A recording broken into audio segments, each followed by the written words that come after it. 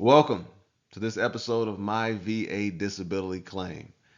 Today we're going to talk about two things to do, not four, two things to do before you file your claim, right? These things can make everything else a lot easier for you, right? It's all about how you start. So we're going to show you how to properly start to file your claim. All right, two things to do before I file. Number one, an intent to file. All right, you can just Google this form and pull it up. It's 21-0966.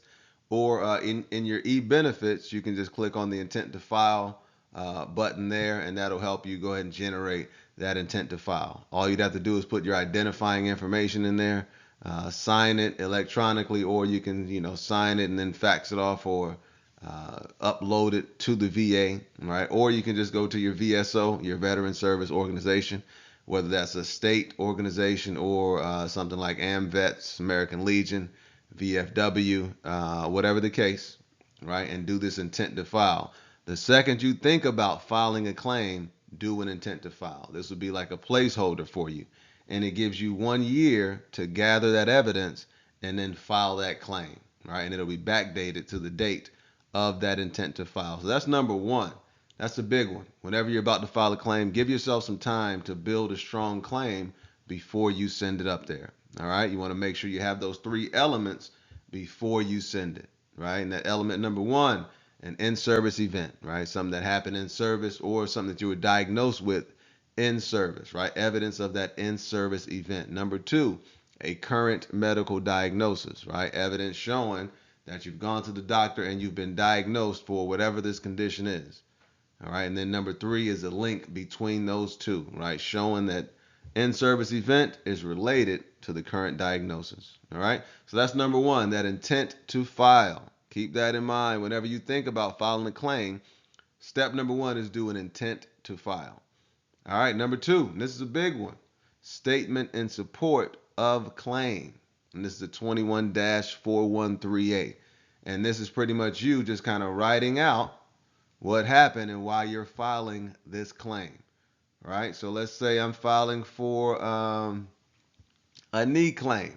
I'm filing for a knee, fell off a ladder while I was in the service. So you would just put in this statement and then plug in that information. My name is Carter Hughes, right? And I'm filing for my current knee condition, current knee pain with osteoarthritis. I believe my knee pain with osteoarthritis is related to the fall I had in the service in 2013 while stationed at Lackland Air Force Base, right? You put what happened and put where it happened and put the year it happened, right? Location and the date, two main things. Because of my current knee pain, right, and osteoarthritis, I'm currently experiencing, and then you'll put the symptoms, right? Trouble walking, uh, uh, trouble doing daily activities with my family, right? It's limiting me socially because of this knee. I can't really get around. It's affecting my gait, affecting the way I walk, right? I'm getting intense pain in the knee, and I'm getting pain in the ankle because I believe I'm overcompensating, right? Getting pain in the other knee as well. So whatever those symptoms are, you want to put those symptoms right there. All right. I've been dealing with these issues since I separated from the service in 2017. All right. So in this situation, I had a fall in 2013, gave me some knee issues. Now it's 2024. I'm filing a claim for it. All right. And this is me letting them know what took place.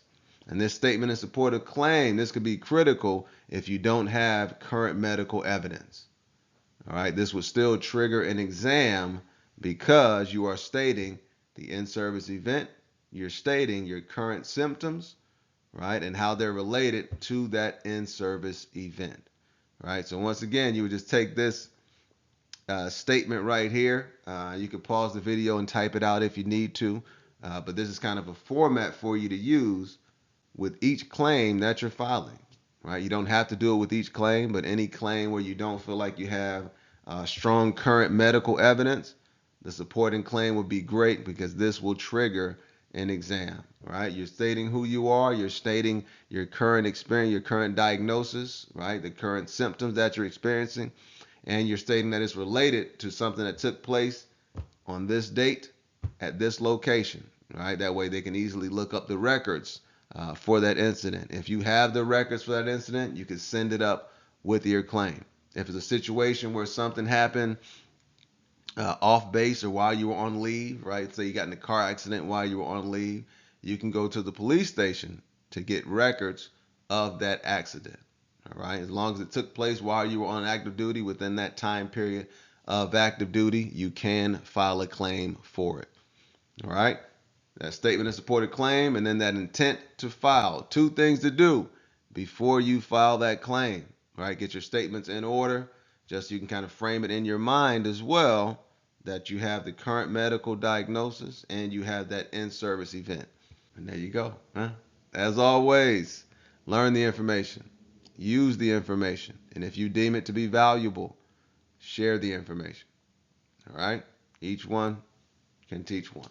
Pass this information along. Information is powerful, right? It is very powerful. You can get tangible benefits from this information, right? So use the words, use your magic, and as always, have an incredible day.